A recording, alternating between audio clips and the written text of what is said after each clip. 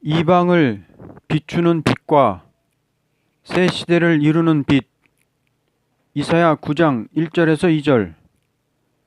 하나님께서는 인간이 약해서 도저히 악마를 이길 수 없는 것을 아시고 여호와의 열심으로 승리케 하되 어떠한 방법으로 승리하게 한다는 것이 하나님의 언약의 말씀이라는 것입니다. 그러므로 우리는 그 방법을 가르친 그 말씀에 순종한다는 결심만 가지고 나선다면 필연코 승리는 중심을 보시는 하나님께 있다는 것입니다. 하나님의 승리의 역사는 어두운 세상을 밝히되 빛의 역사가 세계적으로 2번 있을 것을 말씀하셨습니다. 이사야 9장 1절에서 2절은 율법 시대에서 은혜 시대를 이루는 빛이요, 이사야 60장 1절에서 3절은 완전히 이 땅에 평화 왕국이 이루어지는 빛의 역사를 가르친 것입니다. 그러므로 우리는 이방을 비추는 빛이 무엇이며 새 시대를 이루는 빛은 무엇이라는 것을 분명히 알아야 할 것입니다. 이사야 9장은 다윗의 왕국이 영원한 왕국으로 이루어지는 역사는 유대를 중심하여 시작될 것이 아니오 이방 갈릴리를 비롯하여 흑암에 행하던 백성이 큰 빛을 보고 돌아오는 역사로서 될 것을 가르쳤습니다. 9장 1절. 전에 고통받던 자들에게는 흑암이 없으리로다. 옛적에는 여호와께서 스불론 땅과 납달리 땅이 멸시를 당하게 하셨더니 후에는 해변길과 요단 저쪽 이방의 갈릴리를 영화롭게 하셨느니라. 스불론과 납달리는 이스라엘 12지파의 이름에서 유래한 지역명입니다. 이 지역은 가나안에서 가장 북쪽에 땅을 얻어 정착한 지파들이었습니다. 가장 북쪽에 있다 보니까 이스라엘이 침공을 당할 때 가장 먼저 피해를 당하는 지역이었습니다. 늘 강대국의 침략에 가장 빈번하게 노출된 곳이고 이스라엘 입장에서는 변방으로 분류되었습니다. 아수르가 북이스라엘을 점령할 때 제일 먼저 점령했던 지역이 바로 갈릴리와 납달리 땅이었습니다. 이 지역은 압제의 그늘 아래 늘 절망과 공포, 궁핍과 무기력 속에 있었습니다.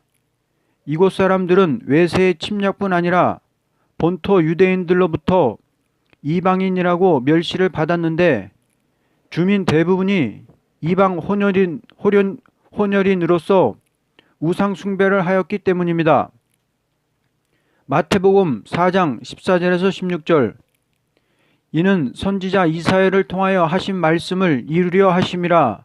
일러스되 스불론 땅과 납달리 땅과 요단강 저편 해변길과 이방의 갈릴리여, 흑암에 앉은 백성이 큰 빛을 보았고 사망의 땅과 그늘에 앉은 자들에게 빛이 비추었도다 하였느니라.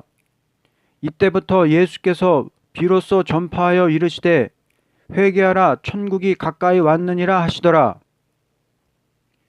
가버나움은 납달리 지방에 있었고 이방 문화에 많이 젖어 있었습니다. 영적으로 흑암이 지배하는 곳이었습니다. 따라서 유대 입장에서 보면은 갈릴리는 이방의 갈릴리로 언급될 만큼 천대왔던 곳이었습니다. 그렇게 멸시받았던 스불론과 납달리 지역을 후에는 영화롭게 할 것이라는 예언입니다. 이 예언은 예수님 탄생 전 700여 년 전의 예언이었습니다. 이 예언은 그대로 성취되어서 예수님께서 바로 이방의 갈릴리 지역에 보내심을 받아서 역사를 시작하셨습니다. 세계 만국을 마귀 권세 아래서 구출시키는 역사가 갈릴리 나사렛 동네의 목수의 가정에서부터 시작된 것입니다.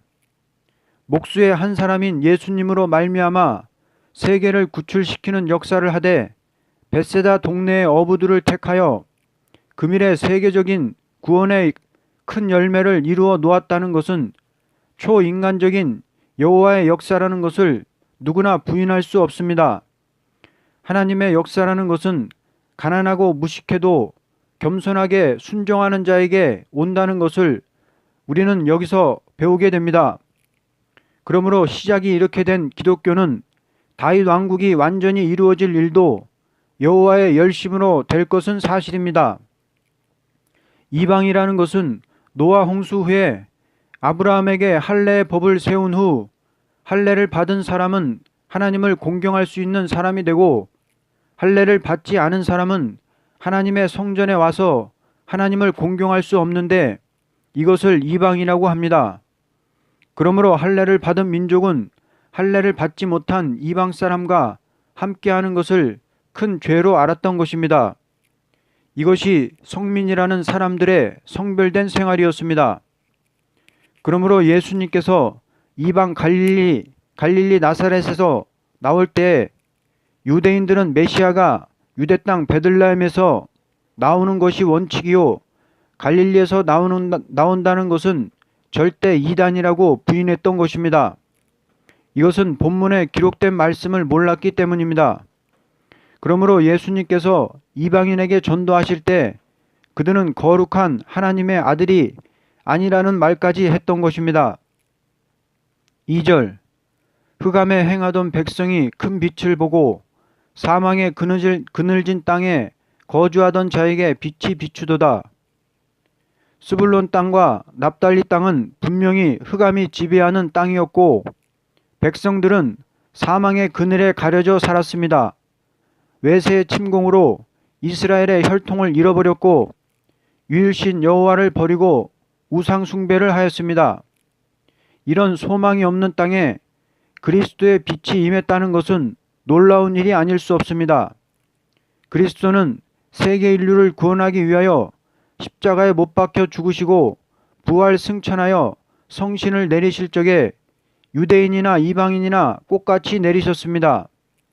그러나 유대인들은 하나님도 모르고 성경도 모르고 흑암에 빠져 있는 이방인들이 예수를 믿음으로 하나님의 자녀가 된다는 것은 용납할 수가 없는 일이라고 하였습니다. 예수님께서 승천하실 적에 너희가 성신의 권능을 받으며 예루살렘과 유대와 사마리아와 땅끝까지 십자가의 도를 전하라고 하셨습니다. 오늘날 십자가의 도가 세계 인류의 빛이 된 것은 흑암에 행하던 백성이 큰 빛을 보고 사망의 그늘진 땅에 거하던 자들에게 빛이 비추도다 하는 말씀이 이루어진 것이라고 봅니다. 그러므로 이 빛을 받아 마귀 권세를 벗어나서 광명한 천국으로 들어가는 일이 이날까지 이방의 빛이 되는 역사인 것입니다. 이방의 빛이라는 것은 어두운 마음을 밝혀주고 그 영을 중생시키는 동시에 하나님을 공경할 수 있는 사람이 되도록 하여 하나님의 자녀의 권세를 얻게 하는 역사를 말합니다.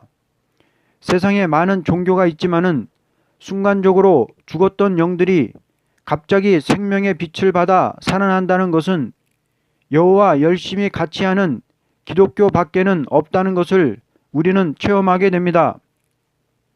이러한 체험이 없다면 우리는 도저히 금일에 새로운 힘을 얻지 못할 것이로되 내 영이 분명히 사망에서 생명으로 옮겨진 내적 증거가 확실하기 때문에 무슨 일을 당하든지 하나님만 바라볼 때 객관적인 영적 세계에서 오는 산체험을 계속으로 가진 것을 열심히 있는 생명의 종교적 신앙이라는 것입니다. 새 시대를 이루는 빛, 이사야 60장 1절에서 3절. 일어나라, 빛을 발하라. 이는 내 빛이 이르렀고 여호와의 영광이 내 위에 임하였음이니라. 보라, 어두움이 땅을 덮을 것이며 캄캄함이 만민을 가리려니와 오직 여호와께서 내 위에 임하실 것이며 그의 영광이 내 위에 나타나리니 나라들은 내 빛으로 왕들은 비치는 내 광명으로 나아오리라.